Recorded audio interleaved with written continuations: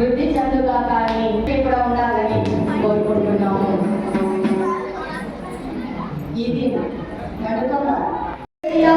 తలంపు తీరును అటువంటి సలహా ఇస్తున్నాను నేను వాళ్ళలో నేను సుయోధన ధర్మరాజుని ఈ రాజ్యము నుంచి కొంతకాలం దూరంగా పంపేటటువంటి ఏర్పాట్లు చేయి. ఎందుకంటే పాండవులు కనుక ఈ రాజ్యంలో లేకుండా ఉంటే ఆ తర్వాత నువ్వు రాజు అవుతావు, నువ్వు సింహాసనంలో కూర్చుంటావు. ధర్మరాజు కంటే నువ్వు ఇంకా ఎక్కువ రాజోచిత కార్యాలు చేసి ప్రజల యొక్క మన్ననలను నువ్వు పొందుతావు. అప్పుడు ప్రజలందరూ ఏమంటారో తెలుసా? మరి ధర్మరాజు కంటే దుర్యోధనుడే మమ్మల్ని ఎంతో గొప్పగా పరిపాలన చేస్తున్నాడని నిన్ను పొగుడుతారు, నిన్నే రాజుని చేస్తారు. ఆ తర్వాత నువ్వే చక్రవర్తి అవ్వచ్చు. కనుక అల్లుడు పాండవులని దూరముగా పంపే ఏర్పాట్లు చేయి. అల్లుడు సుయోధన మరి పాండవులని దూరంగా పంపే ఏర్పాట్లు అంటే నీవు పంపినట్లుగా ఉండకూడదు. ఎందుకంటే పెద్దలకు అనుమానం రావచ్చు.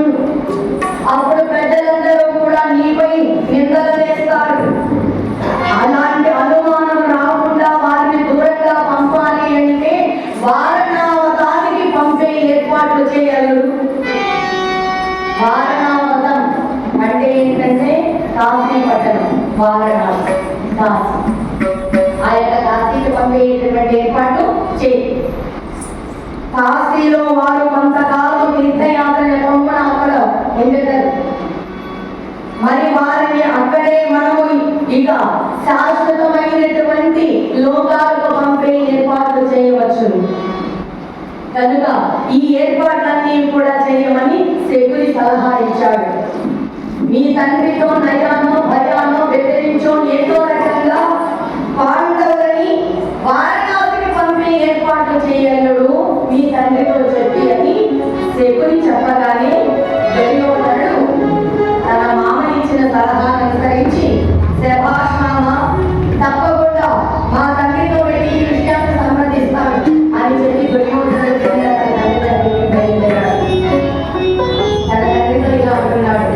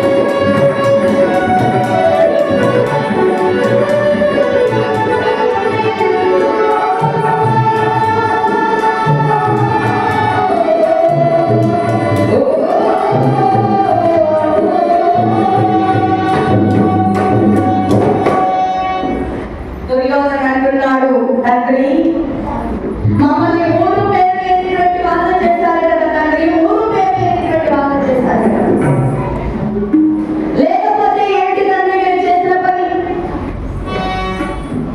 ఏదో మీరు అంధులు గట్టివారు, మీకు రాజ్యాన్ని ఇచ్చేట అర్హతను కోల్పోయారు. మీ తమ్ముడు పాండురాజు రాజయ్యాడు. ఆ పాండురాజు అరణ్యానికి పోయి మరణించడం వలన ఈ రాజ్యం మీకు వచ్చింది. ఆ తర్వాత మీ తర్వాత ఈ రాజ్యాన్ని మీ పుత్రులైనటువంటి మాకు కట్టబెట్టవలసింది పోయి మళ్ళీ మీ తమ్ముడి బిడ్డలైన ఆ యొక్క పాండవులకే రాజ్యాన్ని ఇచ్చింది. పట్టాభిషేకం జరిపించాము ధర్మజుడికి. ప్రజలందరూ ఒక ధర్మరాజుని ఎలా పొందుతున్నారో తెలుసా? ధర్మరాజే చక్రవర్తి అయి మమ్మల్ని ఎల్లవేళలా కూడా పరిపాలన చేయాలని ప్రజలందరూ కూడా ధర్మజుడిని కొనియాడుతూ ఉన్నారు. ఈ విధంగా పాండవుల్ని వదిలిపెడితే తండ్రి భవిష్యత్తులో నేను చక్రవర్తి రాజ్య పరిపాలన చేయాలన్నటువంటి నా యొక్క కోరిక బూడిదలో పోస్తామని చెప్తారు కదా తండ్రి. నా కోరిక నెరవేరుతుందా? లేదు లేదు. వాళ్ళంతా కూడు గుడ్డ మా మొహాన పడేస్తే తిని బ్రతకమని మీరు మా నుదుటిన రాసినట్టుగా ఉన్నది తండ్రి. కనుక తండ్రి ఇప్పుడు నేను చెప్పినట్లు ఈ మాటలు ఆలోచించిన సరే. ధృతరాష్ట్రుడు నాడు కుమార సుయోధన ఏది సాయినా అవును తండ్రి. నేను చెప్పింది మీరు జాగ్రత్తగా ఆలోచన చేయండి. పాండవులని కుంతితో సహా, తమ తల్లి కుంతీదేవితో సహా కొంతకాలము కాశీ పట్టణానికి వెళ్ళమని వెళ్ళే ఏర్పాట్లు కూడా మీరు చేయండి. ఆ పాండవుల యొక్క కాశీ పట్టణానికి పంపితే వాళ్ళు కొంతకాలం అక్కడే ఉంటారు. అప్పుడు మేమేం చేస్తాం? ప్రజలకి ఆ ధర్మరాజు కంటే కూడా మించినటువంటి రాజోచిత కార్యక్రమాలంతా కూడా మొదలుపెట్టి ప్రజల యొక్క మన్ననను నేను పొందుతాను. ఆ తర్వాత పాండవుల్ని అక్కడే సమయం ఉన్నదనక పసిగట్టి పాండవులను మట్టు పెట్టి వాళ్ళని చంపి శాశ్వతముగా ఈ అఖండ సామ్రాజ్యానికి నేనే రాజునవుతాను, చక్రవర్తినవుతాను, రాజ్య పరిపాలన సాగిస్తాను తండ్రి. ఇలా చేశారా ఈ కుమారుడు దుర్యోధనుడు మీకు దక్కుతాడు, లేకపోతే ఇప్పుడే ప్రాణత్యాగం చేస్తాను అన్నాడు. అంటే ఏంటి? చస్తాను అన్నాడు దుర్యోధనుడు. తండ్రి దగ్గర బెదిరించాడు, చస్తాను అని బెదిరించాడు. కొంతమంది ఇలాగే వాళ్ళు అనుకునేవి తీరకపోతే ఇళ్ళల్లో కూడా అంతే ఇట్లాంటి మాటలు మాట్లాడుతూనే ఉంటారు. ఇట్లాంటి ముఖ్యంగా మా ఆడవాళ్ళు కోపం వచ్చినప్పుడు నేను చస్తాను ఈ బతికెందుకమ్మా ఎంత బాధలు పడుతున్నప్పుడు ఇక బ్రతకడం కంటే బయటపడతామంటే లేదమ్మా అంటూ ఉంటారు మా ఆడవాళ్ళు. అంటే ఒక ఆవిడ వాళ్ళ ఆయన ఎప్పుడు ఏదైనా ఒక మాట అంటే చాలంట, ఆవిడ ఎప్పుడు చేస్తాను అని ఆ మాట వినగానే వాళ్ళ ఆయన ఏం చేశాడు? ఎప్పుడు ఏమన్నా కూడా చేస్తాను అంటుంది. కాబట్టి ఒకరోజు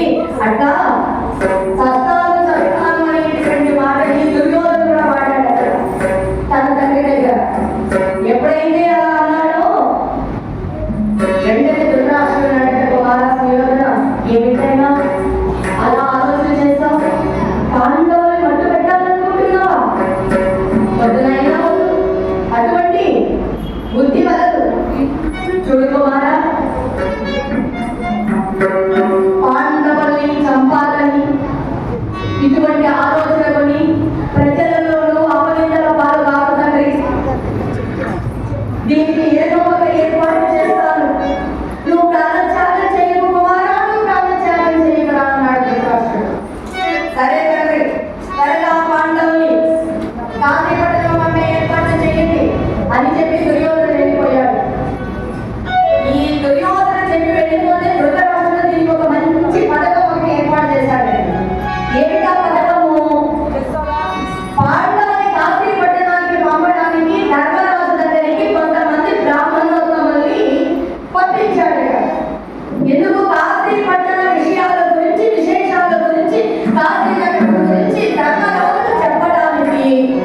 ధర్మరాజు ఆ కాశీ పట్టణ విశేషాలు విని వాళ్ళు తీర్థయాత్రలో వాళ్ళే వెళ్ళిపోతారు అని ఈ ధృతరాష్ట్రుడు బ్రాహ్మణోత్తముల్ని ధర్మరాజు దగ్గరికి పంపించి కాశీ పట్టణం గురించి చెప్పించాడట. మరి ఆ బ్రాహ్మణోత్తములు వచ్చి కాశీ పట్టణం గురించి ధర్మరాజు ఇలా చెబుతూ ఉన్నారు. నాయనా ధర్మరాజా, కాశీ పట్టణం పరమ పుణ్యక్షేత్రం, పరమ పుణ్యతీర్థం. ఆ యొక్క కాశీ పరమ పవిత్రమైనటువంటి కాశీ విశ్వనాథుడు అన్నపూర్ణేశ్వరి దేవి కొలువున్నటువంటి పరమ పవిత్రమైనటువంటి భూమి. మరియు గంగామాత శాశ్వతముగా అక్కడే నివాసము ఉన్నటువంటి పరమ పుణ్యక్షేత్రం, పుణ్యతీర్థం. అది పాపాత్ములు చేసినటువంటి పాపాలంతా పంచలు కావించడానికి నాకంటే మించినటువంటి వారు ఎవరున్నారని ఆ యొక్క గంగాదేవి పరమల తొక్కుతూ ప్రవహిస్తూ ఉంటుంది కాశీ. అటువంటి పవిత్రమైనటువంటి పుణ్యక్షేత్రము, పుణ్యతీర్థము కాశీ. అంతేకాదు నాయనా ధర్మరాజా, వారణాసి వారణాసి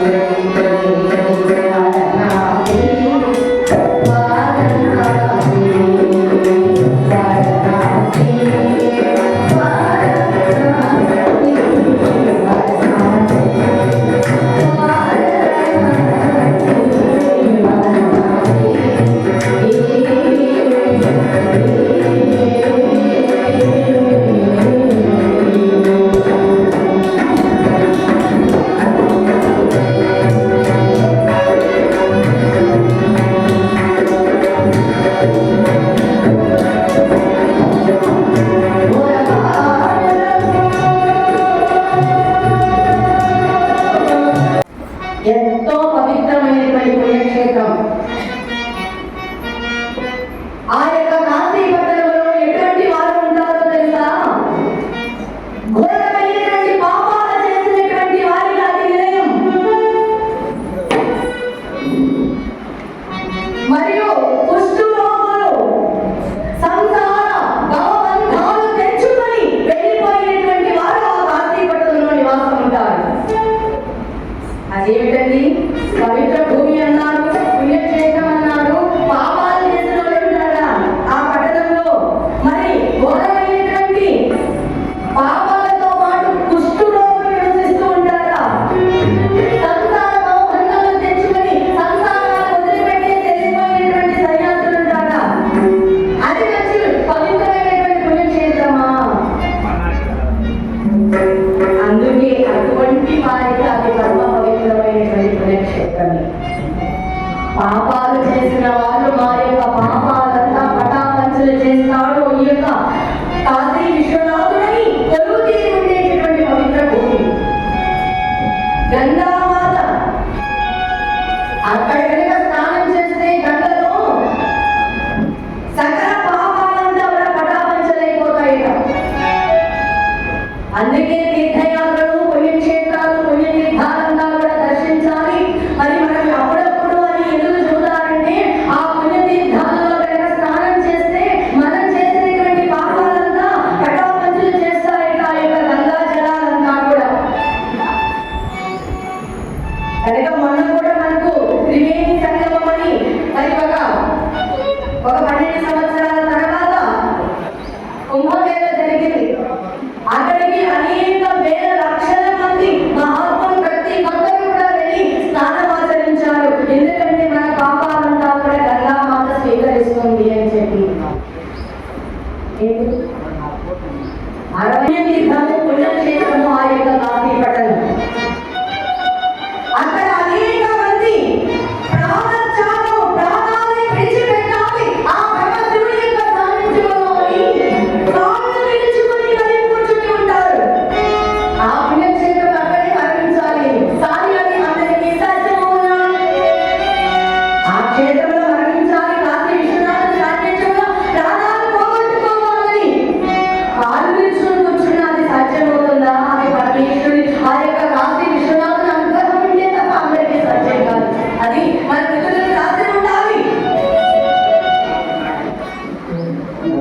ఈ విషయాన్ని ఒక ఆయన విన్నాడటండి, ఒక మహారాజు విన్నాడట. కాశీలో మరణించాలంటే రాజుండాలి అని. ఆ మహారాజు ఏం చేశాడంటే, అదేంటి కాశీలో ప్రాణాలు పోగొట్టుకోవాలంటే రాజుండాలా, మరి ఎందుకు ప్రాణాలు అక్కడే చూద్దామని చెప్పి ఒక మహారాజు ఏం చేశాడంటే ఆయన జాతకాన్ని చూపించుకున్నాడు బ్రాహ్మణోత్తరం చేర్పించి. ఆ బ్రాహ్మణోత్తర జాతకాలంతా కూడా చూసి, మహారాజా మీ ప్రాణాలు కాశీ పట్టణంలో పోవండి, కాశీ 100 యోజనాల దూరంలో ఒక మర్రి చెట్టు మీ ప్రాణాలు పోతాయి అని చెప్పాడు. ఈ మహారాజు అనుకున్నాడు, ఏమిటేమిటి నా ప్రాణాలు మర్రి చెట్టు కింద పోతాయా అంటే 100 యోజనాల దూరంలో ఉండే చెట్టు కింద చూస్తాను, ఎట్లా నేను కాశీలో సాగును చూద్దాము అని చెప్పి ఈ మహారాజు ఏం చేశాడంటే కాళ్ళు 2 వెలుగొట్టుకునేశాడు. కాళ్ళు 2 వెలుగొట్టుకొని కాశీలో ఆ యొక్క పరమశివుని యొక్క విశ్వనాథుడు అనేటువంటి క్షేత్రం కాస్త దూరంలో వెళ్ళి కూర్చునేశాడంట. 100 యోజనాల దూరంలో ప్రాణాలు పోవాలంటే కాళ్ళు ఉంటేనే కదా మనుషులు దేవత నన్ను అంత దూరం తీసుకుని వెళుతుంది, నా ప్రాణాలు చెట్టు కింద పోతాయి, అదే ఈ కాళ్ళే లేకపోతే నేను ఎట్లా వెళ్తాను, ఆ వరణ గడప వచ్చినప్పుడు పోలేదు కదా, ఇక్కడే ప్రాణాలు పోతాయి అని చెప్పి ఈ మహారాజు ఆలోచన చేసి ఆ యొక్క 2 కాళ్ళు కూడా నరికించుకొని వెళ్ళి కూర్చున్నాడంట అక్కడ. సరే రోజులు గడిచాయి, ఇంకా ఆయన ప్రాణాలు పోయేటువంటి సమయం ఆసన్నమైంది. అట్లాంటప్పుడు ఏం జరిగిందంటే ఈ మహారాజు ఒక ప్రకటన కూర్చొని ఉన్నాడట. ఒక పిల్లవాడు ఏం చేస్తాడంటే గుర్రాన్ని నడుపుకుంటూ వస్తున్నాడు, గుర్రపు స్వారీ చేసుకుంటూ వస్తున్నాడు. ఈ పిల్లాడికి మాత్రం ఈ గుర్రపు స్వారీ చేయడం తెలియక, గుర్రాన్ని నడపడం తెలియక ఈ గుర్రం అటు ఇటు వెళ్ళిపోతూ ఉంది. ఈ మహారాజు పక్కనే కూర్చొని చూస్తూ ఉన్నాడు. ఈ మహారాజు కదా, ఈయనకు గుర్రాన్ని నడపడం బాగా తెలిసి ఉంటుంది కదా, ఈయన చూసి నవ్వుకున్నాడు. వీడికి గుర్రపు స్వారీ చేయడం తెలియట్లేదు అని చెప్పి ఈయనేం చేశాడంటే, రే అమ్మాయి నీకు గుర్రం నడపడం తెలియట్లేదురా, కాబట్టి నన్ను కూర్చోబెట్టు, ఆ గుర్రాన్ని ఎట్లా నడపాలో నేను నేర్పిస్తా, నన్ను కూర్చోబెట్టా అన్నాడట. సరే ఆటగాడు ఏం చేశాడు, అలానే మహాప్రభు అని చెప్పి మామూలు పిలిపించి ఈ మహారాజుని ఆ గుర్రం మీద కూర్చోబెట్టాడు. కూర్చోబెట్టి ఇదిగో అమ్మాయి ఈ గుర్రాన్ని ఎట్లా నడపాలో తెలుసా, ఈ పట్టాలన్నీ కూడా ఇలా చేత పట్టుకొని ఒక్కసారి ఇదిగో ఇలా లాగి వదలరా అన్నాడట. వాడికి నేర్పించిన పక్కన పెట్టండి. ఆ గుర్రము ఎప్పుడైతే ఏ వేగంలో నడపడానికి పట్టాన్ని వదలాలో అలా వదిలాడో ఈ గుర్రం కూడా ఆగలేదండి. వారి వేగం అంత వేగం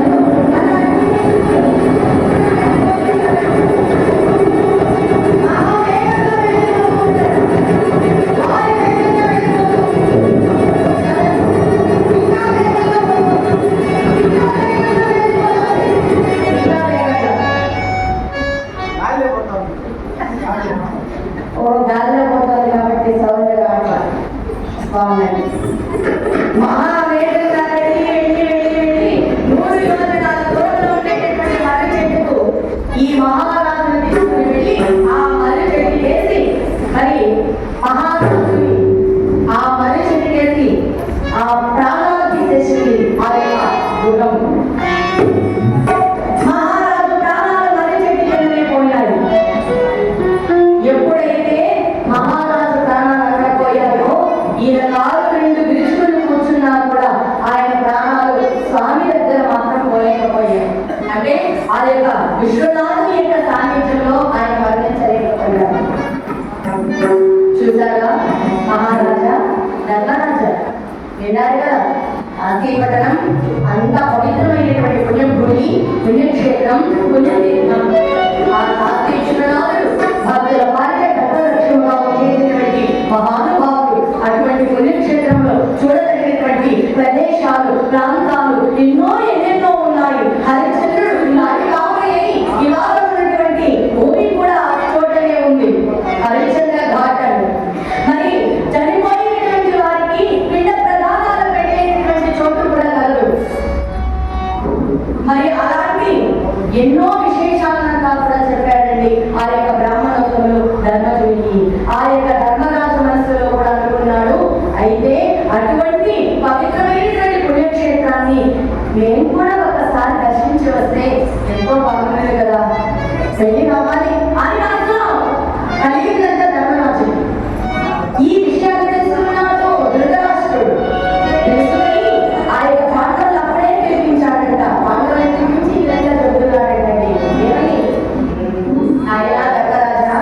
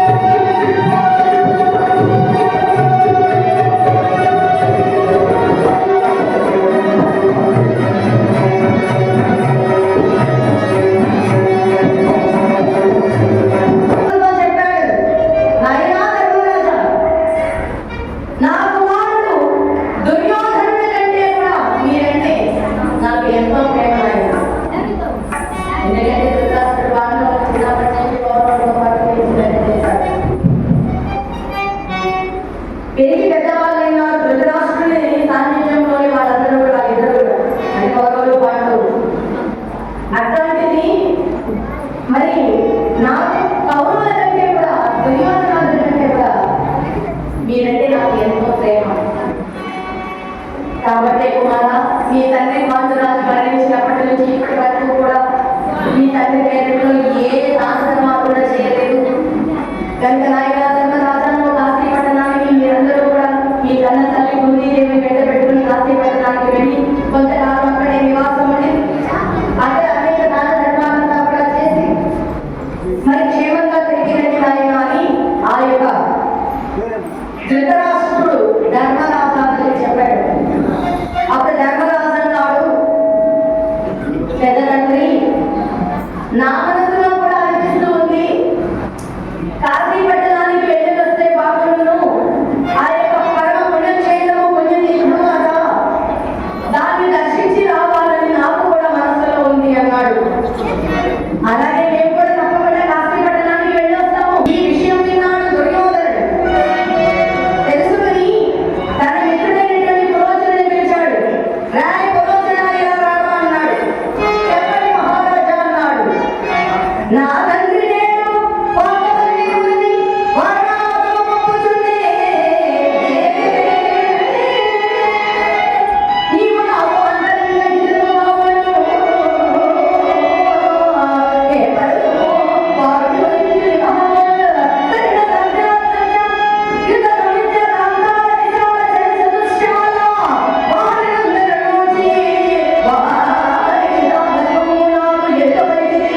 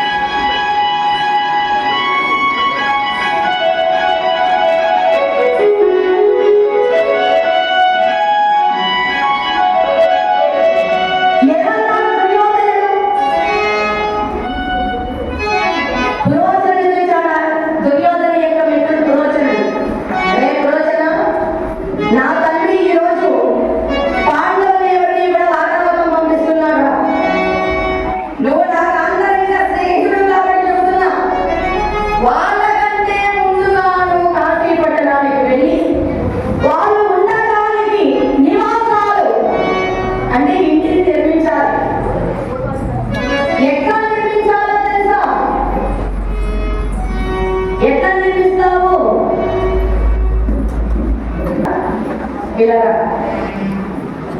నువ్వేం చదువుతావు? 7th class. 3rd class. ఏమవ్వాలనుకుంటున్నావు?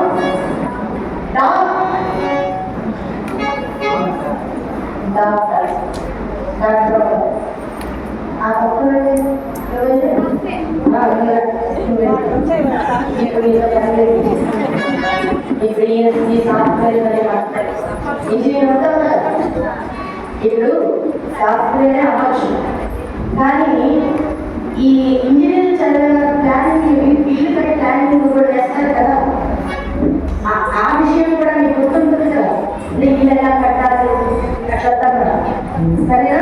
నువ్వు కట్టావా? ఇల్లు కట్టావు కదా. ఎట్లా దేంట్లో కట్టావు?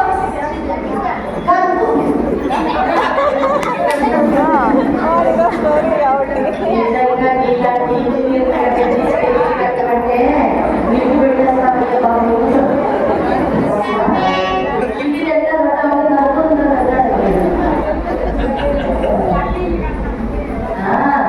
ఇల్లు ఎలా కట్టాలి లేదంటే నాకంటే ముందుగానే కట్టుకొని రెడీ చేశాడు. కాంగ్రెస్ జైల్లో పెట్టుకుంటావా? జైల్లో ఉందా లేదా? కానీ ఈ పురోచనైతే ముందుగానే ప్లానింగ్ వచ్చాడు ఇంజనీర్. ఆయన అలా కాదు, దుర్యోధన చెప్పండి మహాత్మకు ఎట్లా కట్టాలో తెలుసా?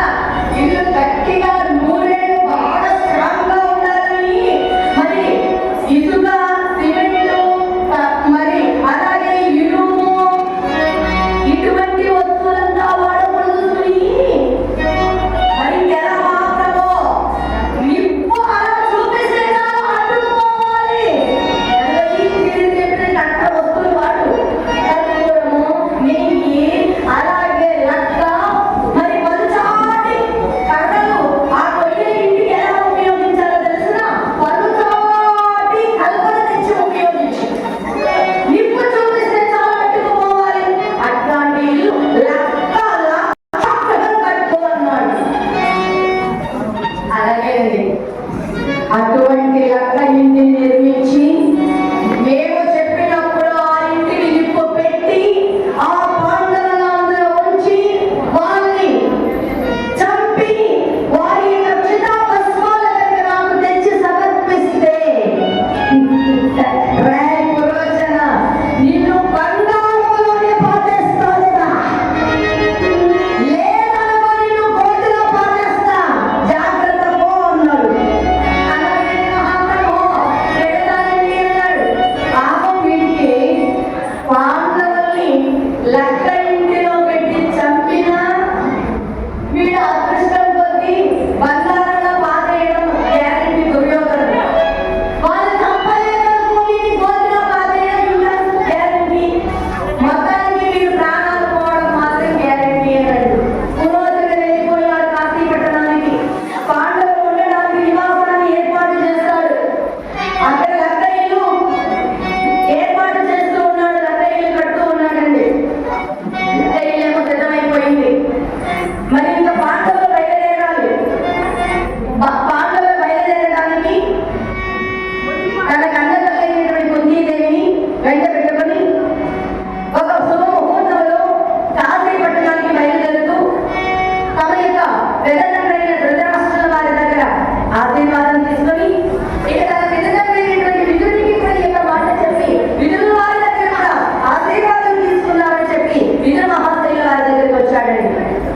విదురు మహాశైల వారు ధర్మరాజాదులు కాశీ పట్టణానికి వెళుతున్నారని చెప్పగానే ధర్మరాజుకు ఒక మాట చెప్పాడట. ఆయన ధర్మరాజా, మీరు ఉన్నట్టుండి కాశీ పట్టణానికి మీ పెద్ద తండ్రి వెళ్ళమన్నారు అంటే నాకెందుకో దీని వెనక ఏదో ప్రమాదం ఉన్నదని నా మనసు కనిపిస్తుంది నాయన ధర్మరాజా.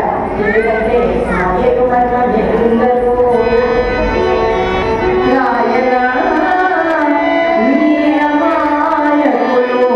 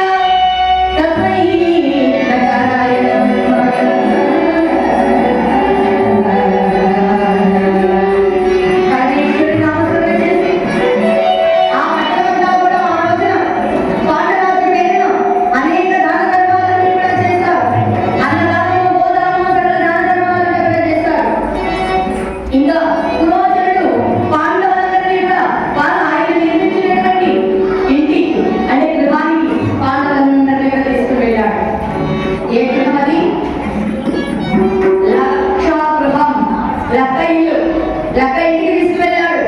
పాండవులు ఆ లక్క ఇంటిలో అడుగు పెట్టారట. పెట్టగానే ఆ ఇంటిలో ఆ ఇల్లు ఏ ఏ వస్తువులతో నిర్మించారో ఆ వస్తువులంతా కూడా వాసన వచ్చిందట. ధర్మరాజు వెంటనే పసిగట్టేశాడు.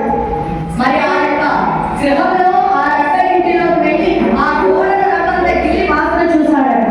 చూస్తే అదంతా కర్పూరము లక్క నీళ్ళు వాసన వచ్చిందట. వెంటనే కమ్ములు పిలుచుకున్నాడు. చూడండి నాయన కమలారా, ఈ నలుగురు ఇట్లా రండి, ఈ నలుగురు రండి. ఈ ఇల్లు సామాన్యమైంది కాదు ఆయన. తమ్ముడు జాగ్రత్తగా ఈ ఆవేశం ఎక్కువ కొంచెం, కాబట్టి జాగ్రత్తగా విను. ఇది లాక్షాగృహం, లక్క ఇల్లు. మనల్ని చంపడానికి ఆ కౌరవులు మన దగ్గరికి పడ్డారు. వింటున్నాడు కమలా? కాబట్టి ఇక్కడ మనం ఉన్నది రోజు జాగ్రత్తగా ఉండాలి. జాగ్రత్తగా వాళ్ళకి తెలుసు, చెప్పకపోవడం వాళ్ళు ఎట్లా జాగ్రత్తగా ఉండాలో తెలుసు. ఏమైనా తేడా వస్తే ఏం చేయాలో కూడా వాళ్ళు బాగా తెలుసు. అందుకే అట్లాంటి నా తమ్ముడు. కాబట్టి ఈయనన్నాడు భీముడు, అన్నయ్య దుర్మార్గులు దుర్యోధనులను చంపడానికి పంపించాలా? ఇప్పుడే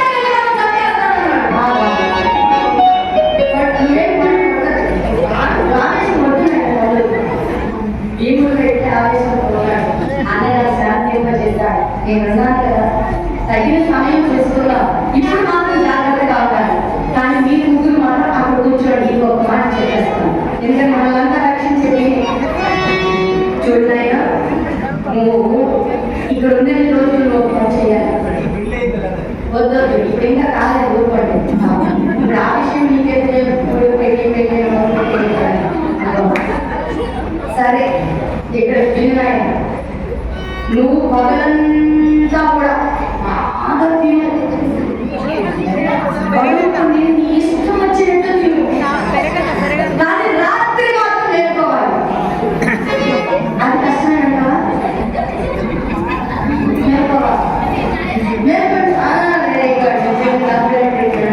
జాగ్రత్త నాయకుడు మమ్మల్ని ఈ విధంగా కాపాడాలి. సరేనా?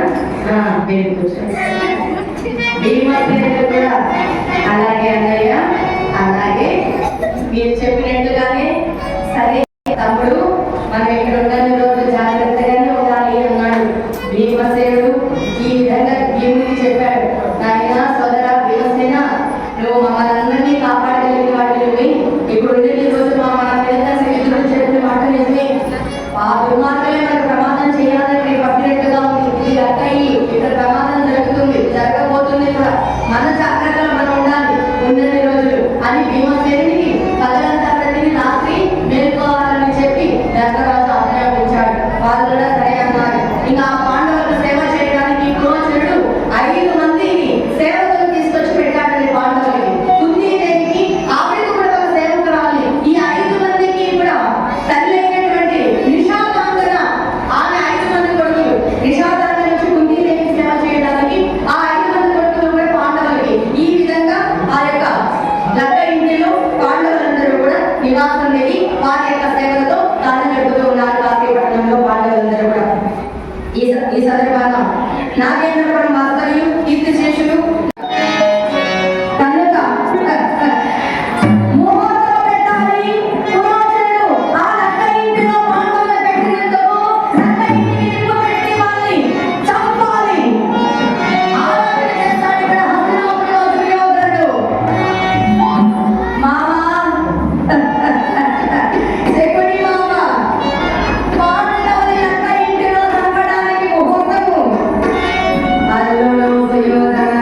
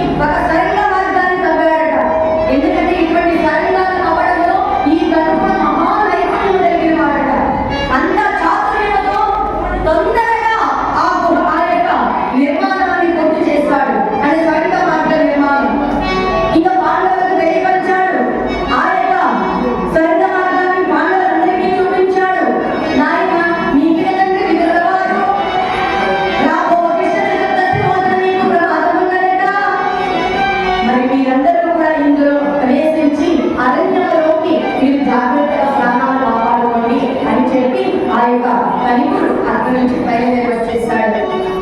ఇంకా రాబో కృష్ణ చతుర్దశి రాని వచ్చేసింది. ఆ కృష్ణ చతుర్దశి రోజున పరమేశ్వరునికి పార్వతీ పరమశివుని ప్రత్యక్షంగా కూడా ధ్యానిస్తూ పాండవులందరూ కూడా ఉపవాస దీక్షలలో ఉన్నారట ఆ చతుర్దశి రోజు. ఇంకా కాస్త పట్టణంలో చతుర్దశి రోజున అంటే మరో శివరాత్రితో సమానము చతుర్దశి అంటే. మరి ఆ పరమేశ్వరుని యొక్క జపములతో ఆ శ్రీపట్టణం అంతా ఎక్కడ చూసినా అన్నదానము, గోదానము, భూదానము, గోదానము, వరదానము, సకల దాన ధర్మాలు మొదలుపెట్టారంట పాండవులందరూ పాండవరాజు పేరున. ఇంకా కాశీ పట్టణంలో స్వామివారిని ధ్యానించి స్వామివారి యొక్క ఆశీర్వాదం కోరి ఆ యొక్క పాండవులు కుంతీదేవి స్వామివారి అందరమున స్వామి ప్రార్థిస్తూ ఉన్నారట.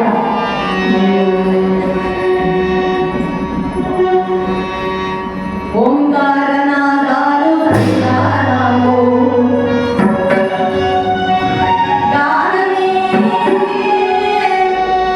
శంకరాభరణం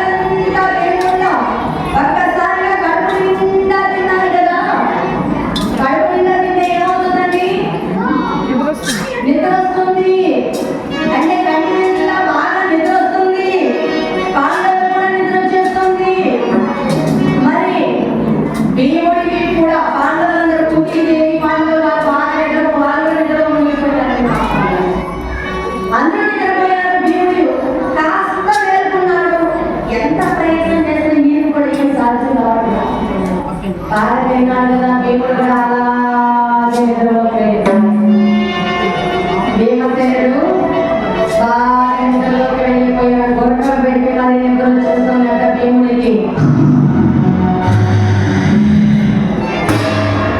భీముడు కూడా బాగా నిద్రలో ఉన్నాడు. అందరూ నిద్రపోయినా నిదాన వివేకుడు అని, అంటే అసలు నిద్ర అనేదే లేనటువంటి మహానుభావుడు.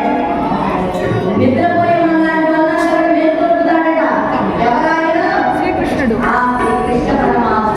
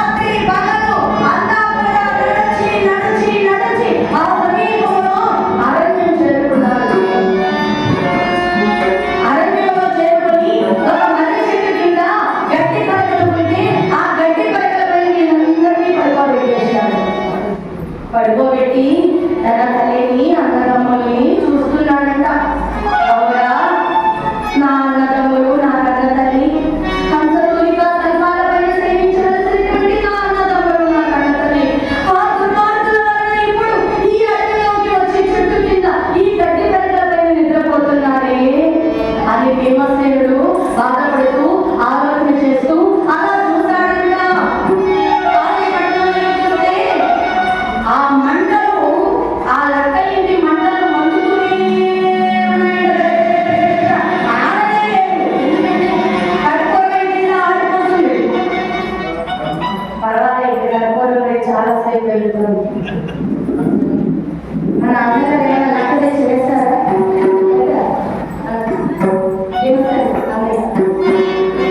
ఓ ఎక్కువ పెట్టేసి ఆయన దేవుడు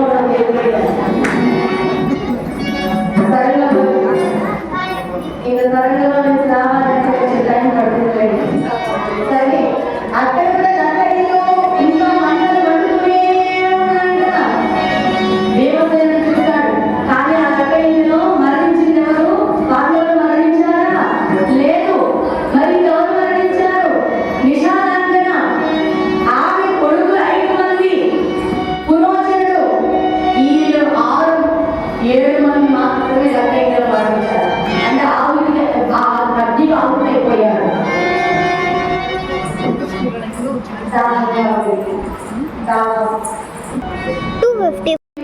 నిద్రపోతూ దాహం అన్నది భీముడు విన్నాడు. సరే, ఈ సమీపం ఎక్కడైనా నీళ్లు ఉన్నాయేమో పెళ్లి తీసుకొని వస్తాను అని చెప్పి భీమసేనుడు అక్కడి నుంచి నీళ్లు కావాలని ఆ సమీపంలో ఎక్కడైనా వరం ఉందేమో అని బయలుదేరుతారు. భీముడు